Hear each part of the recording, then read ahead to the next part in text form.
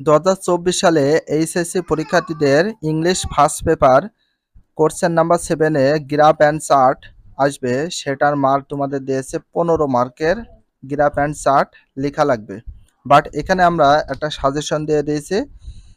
এই সাজেশনের ভিতরে 100% আসার সম্ভাবনা খুবই বেশি।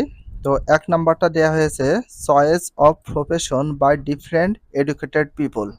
তো আমরা এখানে পার্সেন্টেজটা করে দিয়েছি কোনটা সবচেয়ে বেশি ইম্পর্টেন্ট সে অনুযায়ী। এটা হচ্ছে 90% ইম্পর্টেন্ট দিয়ে দিয়েছি। এখানে নাম্বার 2 এ আছে লিটারেসি রেট অফ বাংলাদেশ, বাংলাদেশের সাক্ষরতা হার কত। তো এটা 99%, এটা খুবই বেশি ইম্পর্টেন্স। তো আমরা এটা একটু বেশি ভালো করে দেখব। যেগুলো বেশি ইম্পর্টেন্ট সেগুলোকে আমরা 99% ইম্পর্টেন্স হিসাবে দিয়ে দিয়েছি। নাম্বার 3-তে আছে mobile phone users in Bangladesh, বাংলাদেশে মোবাইল ফোন ব্যবহারকারী। এটাও 99% ইম্পর্টেন্স, এটা আসার সম্ভাবনা খুবই বেশি। Number 4 internet users in Bangladesh, বাংলাদেশে ইন্টারনেট ব্যবহারকারী। এটা হচ্ছে 99% আছে, এটাও খুব বেশি ইম্পর্টেন্স। এটা হচ্ছে নাম্বার 5-এ আছে people living below the poverty line, লোকজন দারিদ্র সীমার নিচে বসবাস করে। তো এইটা হচ্ছে আমাদের 90% ইম্পর্টেন্স। এই পার্সেন্টেজটা দেওয়া হয়নি, আমরা দিয়ে দিলাম 90% ইম্পর্টেন্স। এটা বোঝা যাচ্ছে যে বাংলাদেশের যে দারিদ্রতা সীমা রয়েছে সেটা কত পার্সেন্ট দারিদ্রতা সীমার নিচে বসবাস করে। এটা হচ্ছে 90% ইম্পর্টেন্স। 6 নাম্বারটা আমরা দেখি road accident in recent years, এই বছরে রোড দুর্ঘটনায়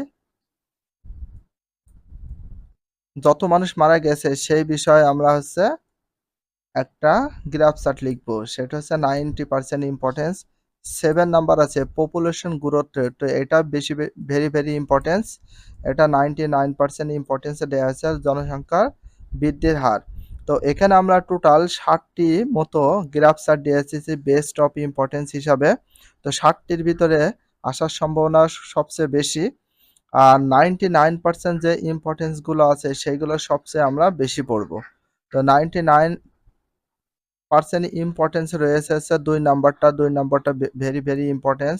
তারপরে আছে 3 নাম্বারটা, তারপরে আছে 4 নাম্বার, তার সাথে আছে 4 নাম্বারের সাথে আছে 7 নাম্বার। টোটাল হচ্ছে 1 2 এই 3 আর এই 4, টোটাল 4টা বেস্ট অফ ইম্পর্টেন্স হিসেবে দিয়ে দিয়েছি। টোটালের 4টার ভিতর আসার সম্ভাবনা সবচেয়ে বেশি।